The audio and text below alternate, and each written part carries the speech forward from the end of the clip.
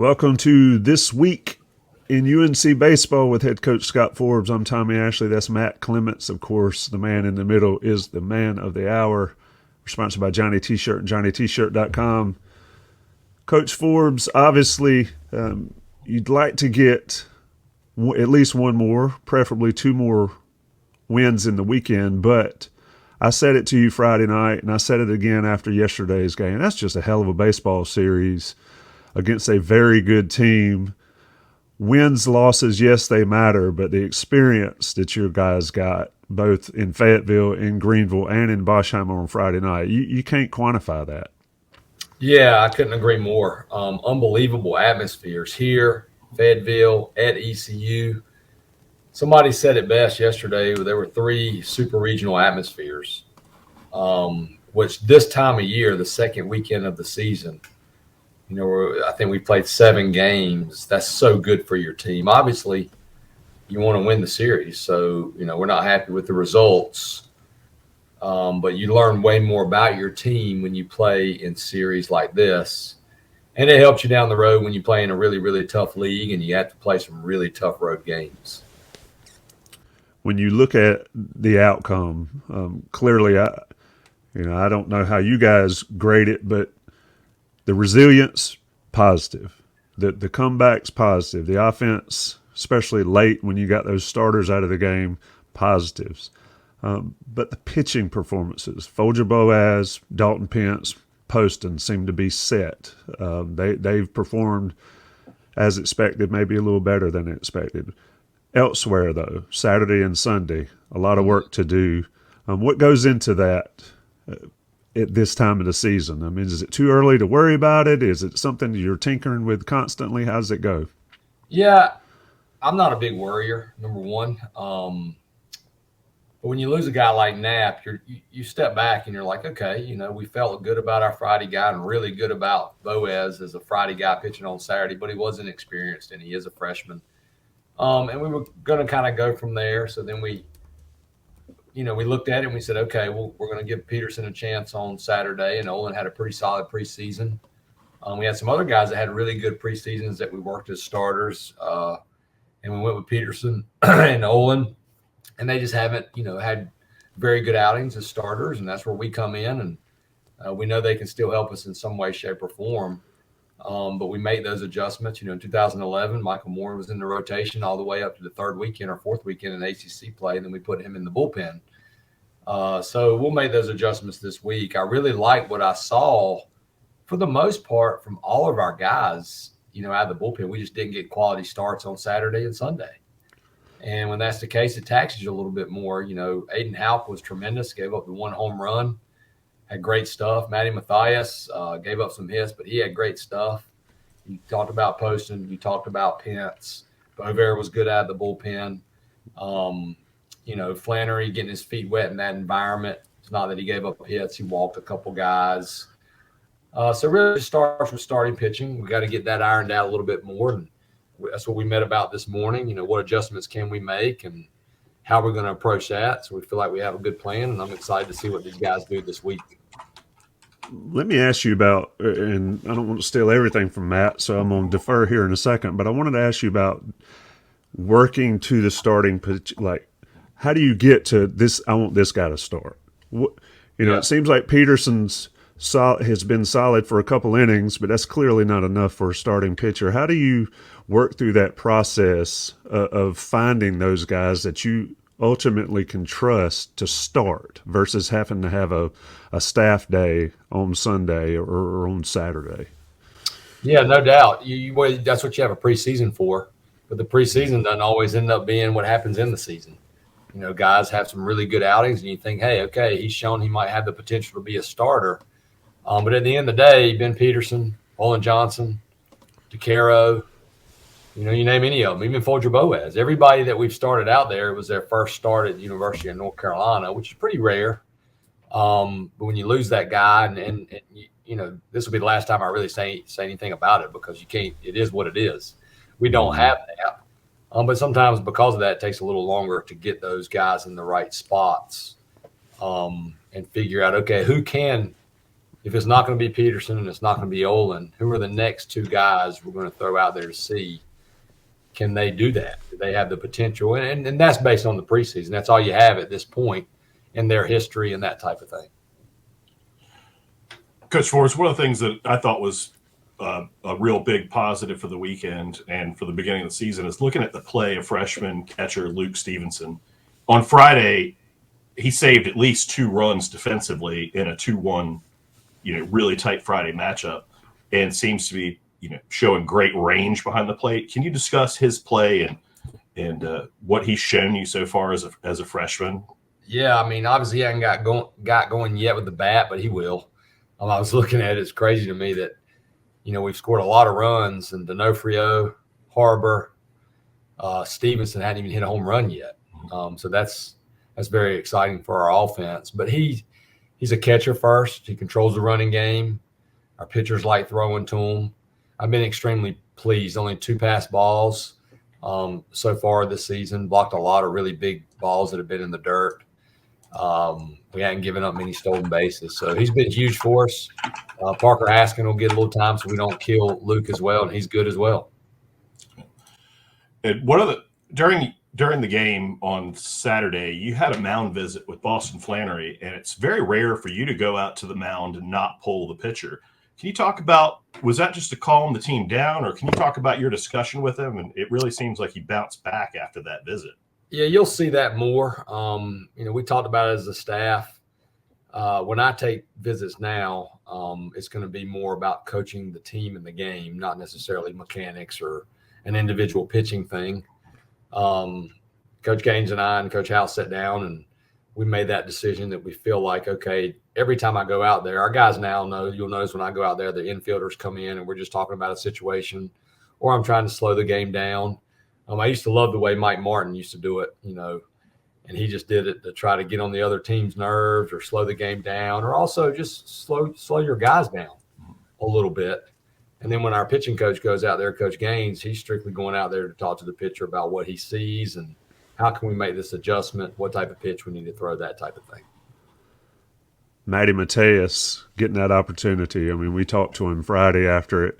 He's pretty jacked up. I mean, that's the great thing about playing baseball in this state is that you're going to play against guys you're going to play against in your hometown or whatever. Just sort of comment on his ability to come in. You talk a lot about a heart rate guy. I could imagine if I were in that position, my heart rate would have been through the roof. Yeah. He was fired up, but he did well, and he seemed pretty calm actually throwing out there. Yeah, that's how he is. I thought he was good yesterday. Okay, the big walk. And you have to give East Carolina some credit. Not many people like to do that. That's one of the older lineups in the country and one of the older teams. We're throwing younger guys out there and guys with zero experience at this level, even Aiden Houck. But Matty has experience. He pitched in big games last year. He's improved. His stuff is better. He's going to be a big factor in our pitching staff, a big factor in our bullpen. He's going to have a ton of appearances. Couldn't have been more pleased. Again, that type of environment, you got to win in that type of environment somewhere to win a championship, and that's why we like to have these games early in the season. I agree there. That's what people do not understand. I mean, losing one-run game to East Carolina in that environment helps your team more, I think, at least, than winning 20-5 against Wagner in an early season game. Let's talk a little bit about the play overall in the field. Your middle infield with Colby and Alex Madera have certainly been solid, turning double plays. I guess they've got 9, 8 or 9 between them. But the corners have been a little shaky, Coach Forbes. And we've talked about Jackson Vanderbrake at the plate. What have you seen from him? He seems like he just needs to relax a little bit from watching from afar. What do you see from inside with Jackson? Yeah, I mean, you're going to have players just have bad starts. And now offensively, his batting average is a little misleading. He's also had some bad luck. I was messing with him the other day. I was like, man, you living right or what? Because he's stung some balls. But third, yeah, a little bit, I would say. But, we had one game where we made 5 errors. You take away that one game against Wagner, our overall defensive play has been pretty dang good. and it's only going to improve the more they get there, and Harbor gets there, and Vandy. But we also have some other options. But yeah, he just off to a slow start, and he's a heck of a good player, and you just got to keep plugging and know that it's 7 games. If he doesn't see panic for me, it's better. He's probably not going to panic as much. And I just tell these guys, like, that's why you go day to day. You can't get too caught up in what your batting average is, because you can be in a slump, out of a slump in a second. One of the really interesting things, it doesn't seem like that Vance Honeycutt is that comfortable at the plate right now. Certainly, he's struck out a couple times, but he's still managed to hit 5 home runs and is batting .300. What's going to happen when he does look comfortable at the plate? I mean, he's had unbelievable at-bats, and he has better at-bats the bigger the situation is. So that tells you all you need to know about Vance. Mechanically wise, he's still working really, really hard. He's not where he needs to be. But that's a great question, Matt. When he does get there, he's going to be even more dangerous. Those strikeouts will cut back, and he'll have less swing and miss. And not only will he be hitting home runs, he'll be getting more base hits or get balls in the gap, more doubles. Something I thought that was interesting is the at-bats that take up a lot of pitchers. We were talking off air before you joined us. Honeycutt himself, I think, worked out 25 to 30 pitches on one of their starters. Mm-hmm. Can you talk about your coaching style and you and Wiersbicki and the guys on the approach at the plate? I mean, a lot of times guys, this guy's a first pitch swinger. Another guy may, ride the count as long as he can. Just what is the approach there? And is it a per player thing, or is it an overall philosophy that you guys have for your team? Well, I mean, it's definitely overall philosophy, but it's also somewhat individualized. Obviously, Colby might have a different approach in a 3-1 count compared to Osuna because of their self-awareness and who they are. But the overall approach for our offense is to do damage, to always be ready to hit, and be ready to hit your pitches, and then have the discipline, if you don't get your pitch, to try to shut it down. And now more than ever, for the most part, except for Saturday, the zone was really big on Saturday. For the most part, the umpires are being held accountable. There is TrackMan. They have to do a pretty solid job, which helps discipline hitters. And then with 2 strikes, you do have an approach. You got to give up a little something. You might spread out that lower half and do a little better job of, okay, if you're going to beat me, you're going to have to beat me in, for instance. So the overall approach is to do damage. Try not to get in those 2 strike counts. But when you do, let's see if we can neutralize the count. If it's 0-2 and all of a sudden you get it back to 2-2, then you can get it to 3-2. There's a big difference, right? Because we're trying to get our pitching staff to get to 0-2, 1-2, because the batting average, even in the big leagues, is drastically lower. But then if you look at 2-2, 3-2, it starts creeping back up. So offensively, sometimes you, like Vance, for instance, if you look at 12 pitches and you strike out, it's not necessarily a bad at bat. You've worked that count and you've seen a lot of pitches. He just got the best of you because hitting's hard. Yeah, I thought it was interesting. Vance Friday said, "Are you worried about the strikeouts?" Not really. I mean, sometimes baseball is hard, and I think folks certainly forget that. Looking ahead, let's go midweek, VCU, Longwood, and then Princeton. How many changes? How much tinkering, puzzle pieces moving around? What have you and your staff sort of looked at today, and we'll look at tomorrow ahead of the game tomorrow night? Yeah, we met this morning, me, Coach Gaines, and Coach Howell, just to talk about our pitching. DeCaro will start tomorrow. I'm excited. I thought he looked pretty dang good against Elon. Got a heck of an arm. We're going to start Boston Flannery on Wednesday. He had a good preseason as a starter. We put him in the bullpen. We want to see how he does as a prepped starter. Boaz will go on Friday. And then we wanted to make sure the message was sent to our team that all we care about right now is VCU. We are announcing a starter on Wednesday, but the only 2 guys that aren't going to be available are Flannery and Boaz. We're going to go one game at a time. We'll announce who we're going to go on Saturday and Sunday after Wednesday's game against Longwood, because we got to practice what we preach. And that is, hey, it's process oriented. We need to play well against Longwood. Against VCU first, and then we'll wake up Wednesday and Flannery knows he's starting, but we'll use anybody and everybody to win on Tuesday because VCU's good. Get in here, Matt. Yeah, I'll defer to you. You got Coach Forbes. Can you talk about also what you've seen from Alberto Osuna? Obviously coming back from the injury last season, it seems like he's getting more comfortable with live pitching and that. Yeah, what an awesome kid, man. Like, I'm going to miss Alberto Osuna. Leader, always a smile on his face, never in a bad mood, worker. He's going to have a good year, probably a great year just because of how hard he works and who he is. He came back for the right reasons. He's becoming more of a hitter. He's going to strike out some, and that's okay because he's got potential to hit. Just flicks his wrist and the ball goes out.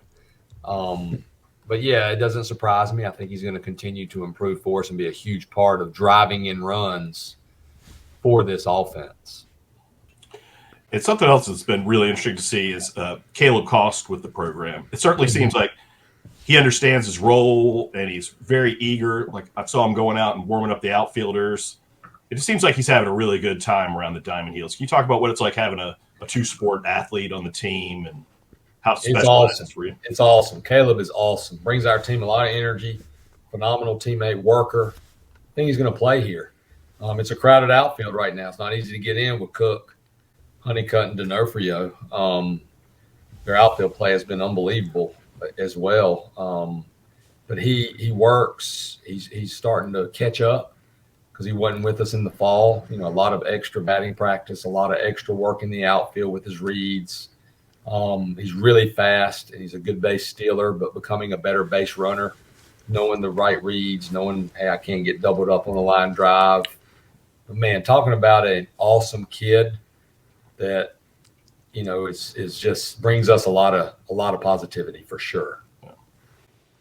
I'm going to ask you a fun question next, but I want to ask you this question because I find it interesting watching games, both as a fan, as somebody covering it, and thinking about what to ask you and your players after. What do people miss the most that aren't in it, be it as a player or as a coach in a baseball game, in your opinion? And you've done it for a long time. You mean when they get out of it, or just as they don't do it? Oh, man. I'm watching the game. I'm typing on the message board, or I'm ranting to the person beside me as a fan in the crowd. What do people miss the most about the game of baseball that aren't in the dugout or on the field in that specific game, do you think? Oh, man, I would say the thing they miss the most is nobody knows how much goes into it, for like how much work these kids put into it. And the same thing, you're not going to win games, and you're not going to have any success if you're not prepared and you don't come early and stay late as a coach. Same thing in that. It's not like people will say, what do you do during the off season? There is no off season. You're always working on the next team. You're always recruiting. But from the player standpoint, the two things would be how hard they work underneath this stadium and then how they balance it all. Obviously they're students here too. And to be really good at what they're doing and to also do well academically, it takes a lot of discipline and it takes a lot of, time management and, those things. And obviously just the camaraderie in the locker room.